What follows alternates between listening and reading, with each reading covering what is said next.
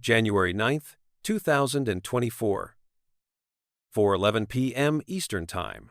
A single tweet appears on the official Securities and Exchange Commission's X account. 26 words that would send shockwaves through global financial markets. The SEC grants approval for Bitcoin ETFs for listing on all registered national securities exchanges. The approved Bitcoin ETFs will be subject to ongoing surveillance and compliance measures. Within seconds, Bitcoin's price explodes upward, surging over $1,000. Trading algorithms go into overdrive. News outlets scramble to report the historic approval. Cryptocurrency traders around the world watch their screens in disbelief as their portfolios rocket in value. But something is wrong. 13 minutes later, SEC Chairman Gary Gensler posts from his personal account. The @SEC Gov account was compromised. The SEC has not approved Bitcoin ETFs. Bitcoin crashes, plummeting $2,000 in mere minutes. Billions of dollars evaporate from the cryptocurrency market. The authentic approval announcement wouldn't come until the next day, January 10th, but by then, the damage was done. This wasn't a sophisticated foreign state actor. This wasn't a team of elite hackers operating from an underground bunker. This was Eric Council Jr., a 25-year-old from Athens, Alabama, armed with nothing more than a fake ID, a portable card printer, and a phone number. And this is the story of how he pulled off one of the most audacious financial cybercrimes in American history. Eric Council Jr. operated in the shadows of the internet under 3 distinct aliases: Ronin, Easy Money, and A Giant Schnauzer.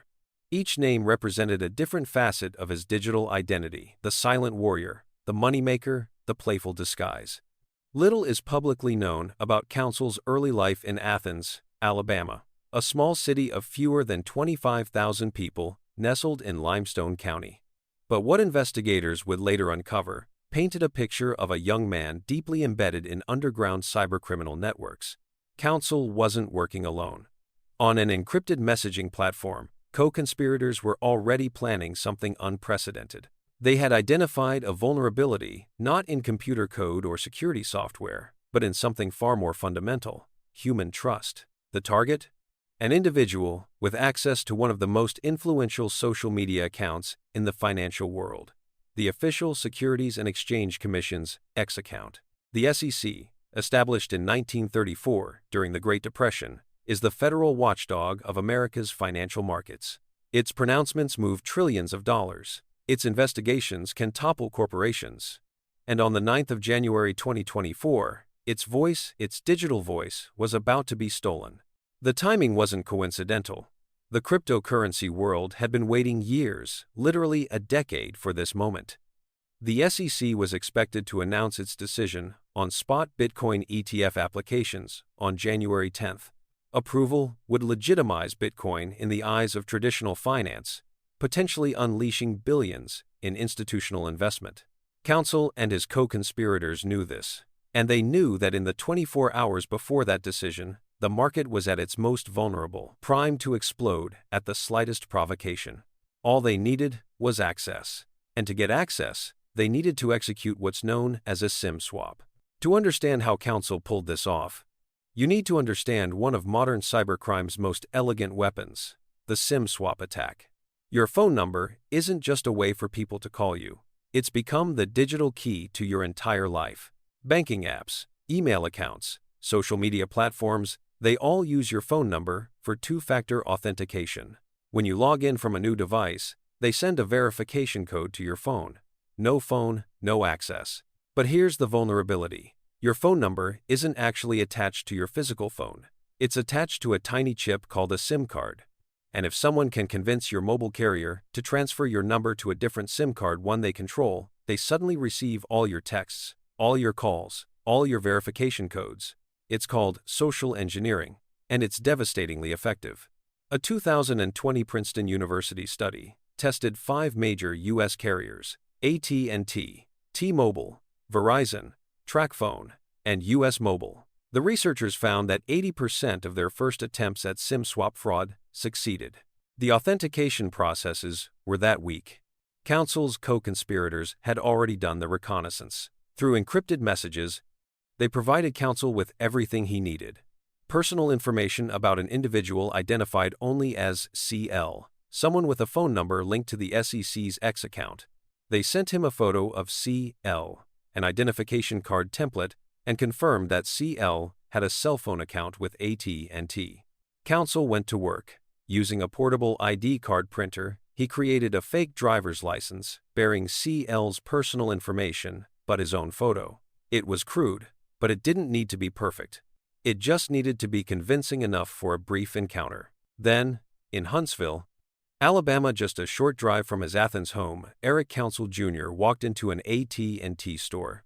What happened next would take less than an hour, but would shake the global financial system. Counsel approached the counter with his fabricated ID, playing the role of a frustrated customer. His story was simple, believable. He'd lost his phone. He needed his number transferred to a new SIM card. The AT&T employee examined the fake ID. They asked security questions Counsel's co-conspirators had already provided the answers to. The system was designed to verify identity, but it was built on a foundation of assumptions. That people are who they say they are, that IDs are legitimate, that employees have time to scrutinize every detail. The employee approved the swap. CL's phone number, the number linked to the SEC's X account, was now redirected to a SIM card in a device controlled by Counsel's network. Somewhere, CL's phone suddenly displayed no signal. They might have assumed it was a carrier outage, a temporary glitch. They had no idea their digital identity had just been hijacked. Counsel's co-conspirators moved quickly. With control of the phone number, they initiated a password reset on the SEC's X account. The verification code arrived not on CL's phone, but on the device Counsel had just activated. They were in. At 4:11 p.m. Eastern Time, on the 9th of January 2024, the fake tweet went live. It announced what the entire cryptocurrency world was desperately waiting to hear. Bitcoin ETFs had been approved. The market's reaction was instantaneous. Bitcoin surged over $1,000 in value. News organizations, monitoring the SEC's official account, began reporting the approval. Reuters, Bloomberg, CNBC major outlets scrambled to break the story. But SEC officials were already in panic mode. They hadn't posted that tweet. They hadn't approved anything. At 4:24 p.m., just 13 minutes after the fake announcement, Gary Gensler posted from his personal account. The @SEC.gov account was compromised. The SEC has not approved Bitcoin ETFs. The reversal was brutal. Bitcoin's price crashed, plummeting approximately $2,000 from its brief peak. Traders who had bought in during the surge watched their positions hemorrhage value. Liquidations cascaded across cryptocurrency exchanges. The SEC terminated the unauthorized access and began coordinating with law enforcement. The FBI, the Department of Homeland Security's Cybersecurity and Infrastructure Security Agency, the SEC's Office of Inspector General, and the Department of Justice. For his role in the operation, Eric Counsel Jr. received approximately $50,000 in Bitcoin, paid by his co-conspirators. $50,000 for a single visit to an AT&T store. But the digital trail he left behind would soon become his undoing. The FBI's investigation moved swiftly. The SEC confirmed on the 22nd of January 2024 that the breach occurred through a SIM swap attack that gave an unauthorized party control of the phone number associated with their X account. They knew the method. Now they needed the perpetrator. Digital forensics told the story. The Bitcoin payment to Counsel left a traceable blockchain record. The AT&T store visit was captured on security cameras and logged in company records. The encrypted messages, while scrambled, still created metadata trails. Counsel's behavior suggested he knew the walls were closing in. According to court documents, he had searched online for signs the FBI is after you. The paranoia was justified. On the 16th of October 2024, 9 months after the hack, FBI agents arrested Eric Counsel Jr. in Alabama. He was charged with conspiracy to commit aggravated identity theft and access device fraud. The Department of Justice's case was airtight. They had the fake ID purchase. They had the AT&T store visit. They had the Bitcoin payment. They had the encrypted communications with co-conspirators. Counsel appeared in the U.S. District Court for the Northern District of Alabama, facing the reality that his $50,000 payday had cost him something far more valuable: his freedom. In February 2025, facing overwhelming evidence, Eric Council Jr. pleaded guilty to the conspiracy charges. His defense had no viable strategy. The digital evidence was irrefutable. On the 15th of May 2025, U.S. District Court Judge John D. Bates delivered the sentence: 14 months in federal prison, followed by 3 years of supervised release. At just 26 years old, Counsel would spend over a year behind bars for a crime that lasted minutes but caused millions in market disruption. But the sentence raised uncomfortable questions. Was 14 months enough? Who were the co-conspirators who orchestrated the plan and provided Counsel with his instructions? And why was the SEC's account so vulnerable in the first place? The SEC's official statement, on the 22nd of January 2024, revealed a troubling truth. The agency's X account didn't have two-factor authentication enabled at the time of the hack. The very organization, charged with regulating America's financial markets, had failed to implement basic cybersecurity protocols on its most public communication channel. The revelation was embarrassing. Critics pointed out the irony. The SEC regularly penalizes companies for cybersecurity failures, yet its own systems were inadequately protected. The case exposed systemic vulnerabilities beyond just the SEC. AT&T and other major carriers continue to process thousands of SIM swap requests daily, many requiring only cursory identity verification. The Princeton study's 80% success rate for fraudulent swaps remains a damning indictment of telecommunications security. The FBI reported that SIM swap fraud caused over $68 million in financial losses in 2021 alone, a figure that has only grown. Counsel's case was just one of thousands, distinguished only by its high-profile target and market impact. But the most troubling aspect of this case isn't what we know, it's what we don't. Who were Counsel's co-conspirators? The court documents refer to them only as other individuals who provided templates, information, and instructions through encrypted messaging. They orchestrated the attack, they profited from it, and as of this documentary, they remain unidentified and uncharged.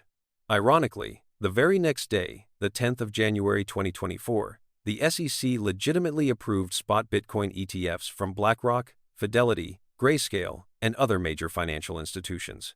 The approval that Counsel and his conspirators faked was real less than 24 hours later. Bitcoin's price did rise, validating their prediction, but their impatience cost Counsel his freedom. Today, Eric Council Jr. serves his 14-month sentence in a federal prison. His online aliases, Ronin, Easy Money, A Giant Schnauzer, are now attached to a criminal record, forever searchable by anyone who Googles his name. The $50,000 in Bitcoin he received, seized by federal authorities. His case serves as a stark warning. In our hyper-connected world, your phone number has become your identity. Two-factor authentication, designed to protect you, has become a vulnerability when carriers can't adequately verify who's requesting access to your number. The SEC has presumably strengthened its social media security protocols, though the agency hasn't disclosed specific measures. The damage to its reputation, however, lingers. For the traders who lost money in those 13 chaotic minutes, there's no restitution coming. Market volatility isn't a crime. Counsel was convicted for the hack itself, not for the financial consequences. The truly unsettling reality is this: Eric Counsel Jr. wasn't a genius. He didn't write sophisticated malware or exploit zero-day vulnerabilities. He walked into a retail store with a fake ID and convinced an employee to press a few buttons. If it was that easy to hijack the SEC's voice and manipulate global markets for 13 minutes, what else is possible?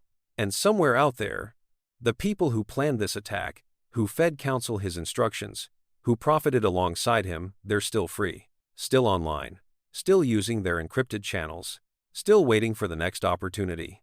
This was the $50,000 tweet that crashed Bitcoin in 13 minutes. But the full cost to market trust, to cybersecurity, to justice, is still being calculated.